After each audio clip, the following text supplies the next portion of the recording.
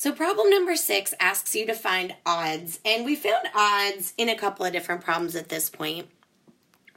So I'm just going to remind you very quickly how to set that up. So it's given to us in the problem that the probability of being struck by lightning is this decimal number. So in order to find the probability of not being struck by lightning, because remember for odds, we need the probability of something happening and the probability of it not happening. We're going to do the whole number 1 minus 0.00016, which means that the probability of not being struck by lightning is 0.99984.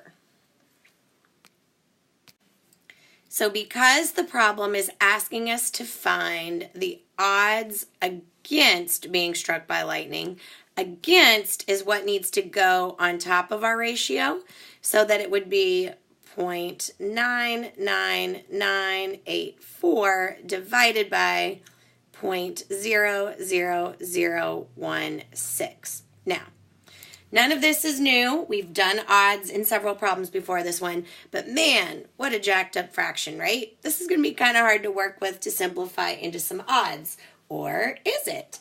This is where I would like to remind you, in case you didn't see in a previous video, my favorite graphing calculator, or not graphing, I'm sorry, scientific calculator on the planet, because it is a free scientific calculator. I have included the link. It's right here, desmos.com/scientific. I'm going to show you how to take this jacked up fraction that's got decimals in it and turn it into more simplified odds. And the first thing I'm going to do is I'm going to hit this fraction button right here. So I'm going to do that. And in the numerator of my fraction, I'm going to type 0.99. Well, first of all, I'm going to make sure I actually put it in the numerator of the fraction. Sorry about that. 0.99984.